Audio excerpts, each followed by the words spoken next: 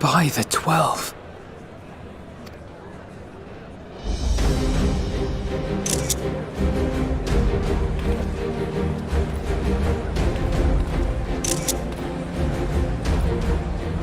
Glad you could join us. I hope you don't mind, but we went ahead and started without you. As you can imagine, our traveling companions were eager to become acquainted. 'Tis a rare thing indeed to see such a diverse and talented group of individuals assembled for a single purpose. We fight not only for the sake of Eorzea, but for the entire world, including the people of Garlemald. Much rides on the efforts of the Ilsabard contingent. Indeed, which is why I am glad to find myself in the company of many trusted comrades, yourselves included. Lucia!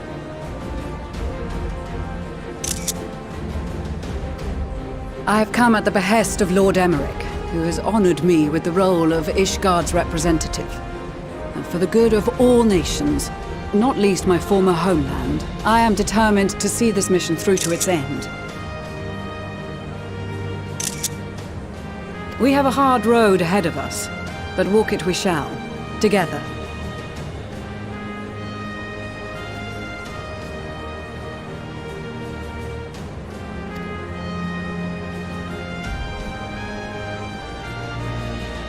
We too welcome this opportunity to work together once more. I have faith that, if there is a way to resolve this conflict, we will find it.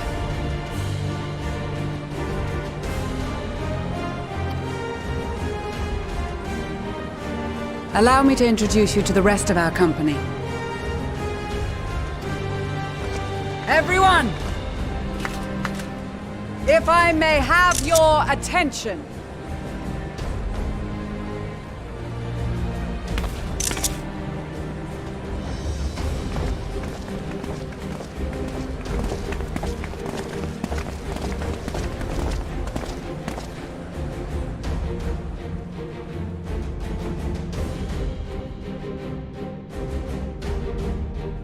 Might I ask you to speak first?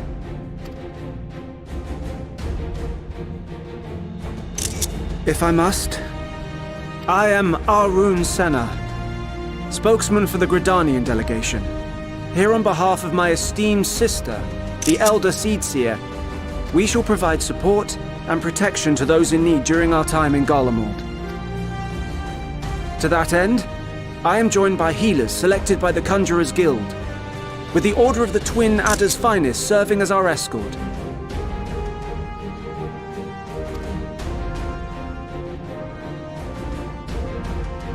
Suppose I'd better say my piece.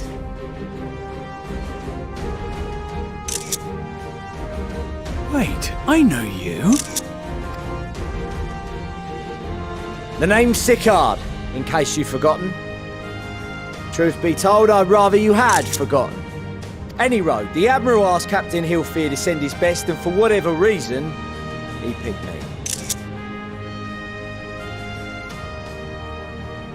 Of course, if I'd refused, I'd be the laughingstock of the bloody executioners, and my reputation's taken enough of a keyhauling as it is. But more importantly, like any pirate worth his salt, I know when you're staring down a storm, you gotta trust in the commander of your ship. So if the Admiral wants us to go to Garlemald, not for plunder and glory, but the promise of peace in our time, then that's what we'll do.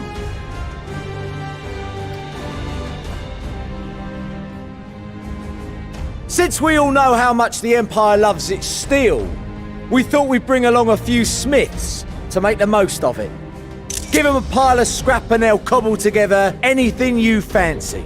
Of course, just like the Gridanians, we got fighters of our own. We might have come with a more constructive purpose in mind, but we're more than capable of cracking skulls, believe you me. Well, you're certainly raring to go. But then again, so are we. The most dependable warriors of Uldar and Alamigo have assembled at the Sultana and General Aldin's behest. If Garlemald has truly fallen, then the whole place is likely to be crawling with Telophoroi. We'll need plenty of troops to clear and hold a path for others to follow. That's where we come in. Naturally, Marshal Terrapin and I will be leading from the front.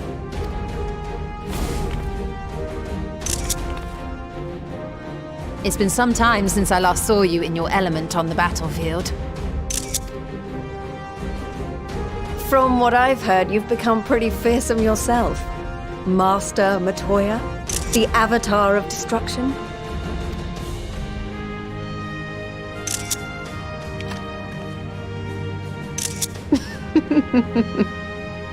With comrades like these, I know we'll succeed, no matter what awaits us.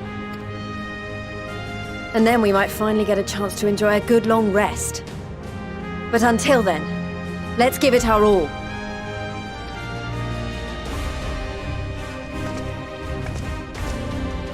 As for Ishgard, we Temple Knights have come in force to uphold our nation's commitment to the peace and welfare of our allies. The bitter cold of Garlemald is a formidable enemy in of itself. Our experience fighting in ice and snow will prove invaluable in the days ahead. Accordingly, I have been designated commander of the Ilzabard contingent. I will do all in my power to provide you with the leadership and guidance you require. The four high houses, House Hylinart foremost among them, have arranged for a host of machinists to join us on our mission. Their knowledge of Imperial Magitech is sure to be a great boon. They will address any problems of a technical nature, together with the smiths of Limpsa Lomitsa. There is another awaiting introduction. Lord Emanolain! Ah, yes. Emanolain de Forton, at your service. Though, lest there be any misunderstanding, I should stress that I've not become a fearsome warrior while you were away. Rather, far from it, actually. My brother, in his infinite wisdom, decided this would be an excellent chance to make something of myself. Oh, and fight for world peace and all that. But, should the opportunity arise for a spot of ballroom dancing, I will be your twinkle-toed gentleman of light.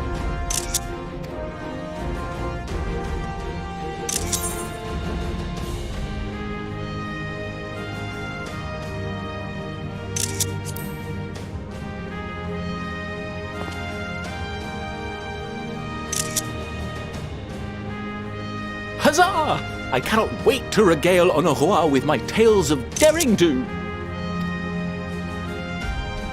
I believe that concludes introductions for the Grand Company of Eorzea.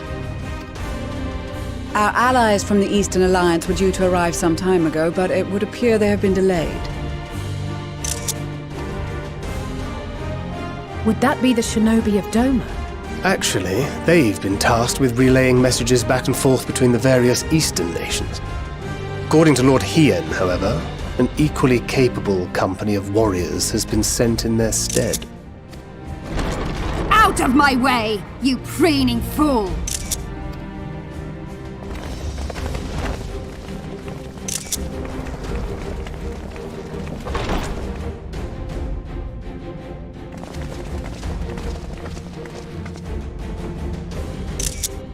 Forgive us for coming late. We are the delegates of the Eastern Alliance. Cyrena, and you've brought company. For battle and blood we come, as a step is sorely lacking in both. No towers befoul our lands, so we marched on those of Doma, only to find them beyond our reach.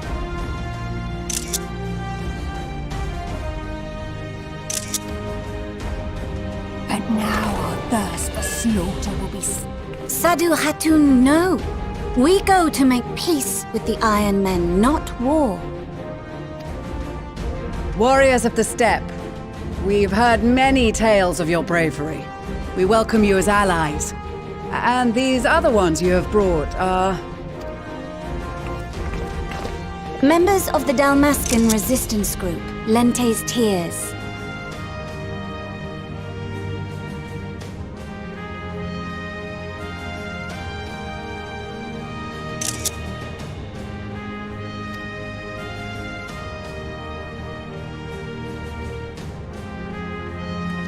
and the Bosnian resistance.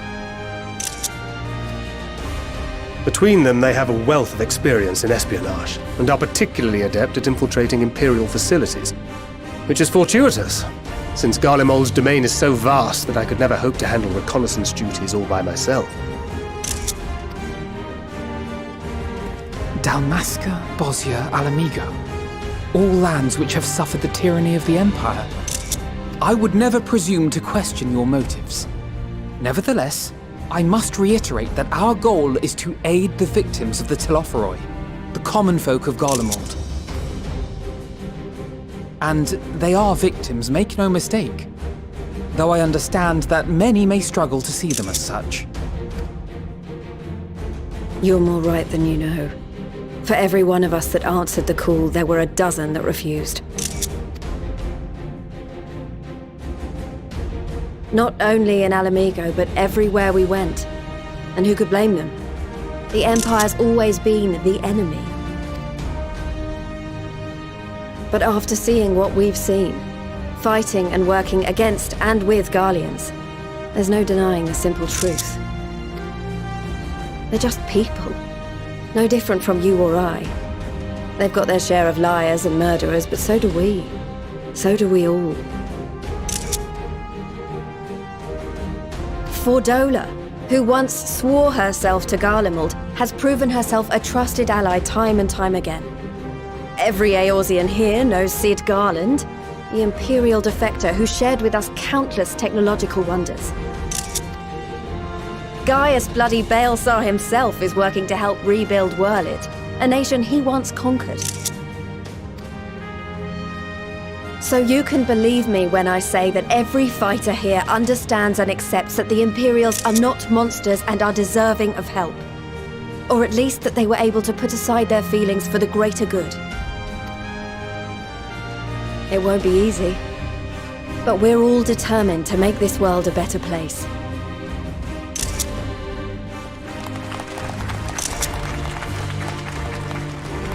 What lingering concerns I may have had were clearly unwarranted. I agree with everything you said wholeheartedly.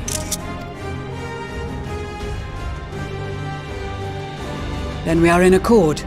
Now, let us review our strategy. To reach the Garlean capital in northern Ilsabard, we must cross the central mountain range.